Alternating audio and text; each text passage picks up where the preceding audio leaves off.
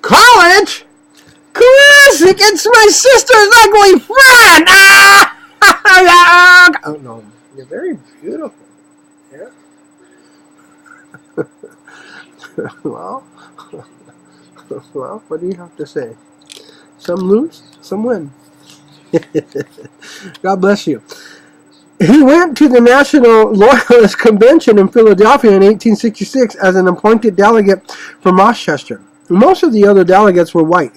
Walking in the convention parade as the only person of color to do so, he spotted Amanda Auld Sears among the bystanders. It was her mother, Lucretia Auld, who had given him his first pair of pants and sent him to Baltimore. Now, the daughter of Lucretia and the stepchild of mean Rowena had traveled to Philadelphia with their two children to see and hear the infamous Frederick Douglass. The next day, he went to see her. They remained in touch from then on. And in 1877, when she was dying, she called him to her bedside. Later, when the Sears family had financial trouble, they turned to Frederick Douglass for help. Oh, the Sears? Is that Jimmy? No, never mind. In July 1867, President Johnson asked Douglass to head the Freedmen's Bureau to oversee government programs, including reading classes for Southern blacks. Douglass was tempted. This was the first time the black man had been offered a major government post, but he realized also that by accepting, he would make it seem as if Johnson were a friend of blacks. In the end, he refused to serve under a man whose policies he detested. In 1867 was also the year he was reunited with his older brother Perry. After 40 years of separation, he embraced his dear old slavery-scarred and long-lost brother and built a cottage next to his house where Perry and his family of 6 were installed.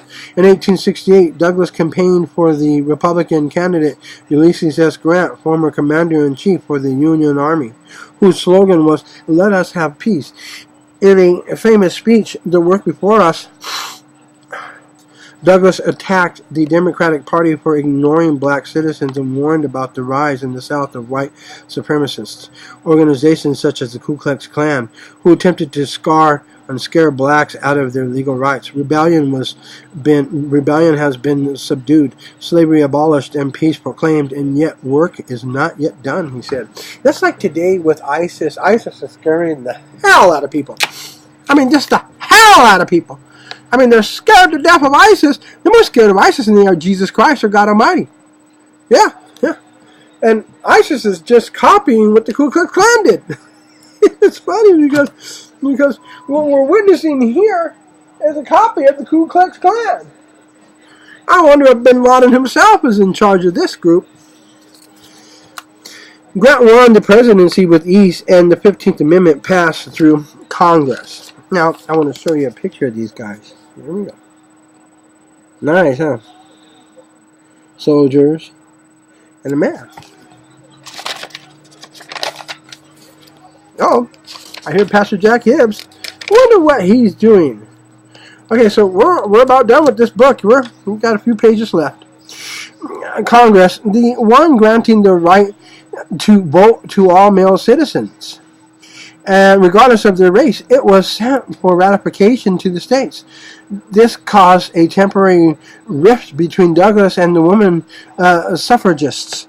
And since women were not included in the voting rights, he tried to explain that the voting rights for blacks had to be pushed through without delay, while the women's rights, although also important, lacked the same urgency. When women, because they are women, are dragged from their homes and hung upon lampposts, he said, then there would be real urgency. Women did not receive the right to vote until 1920. On March 30th, 1870, President Grant declared that the amendment had been ratified and adopted. By this time, Douglass could not look back, and he could look back at quite a long list of achievements. Blacks were elected to state legislators and even won seats in Congress.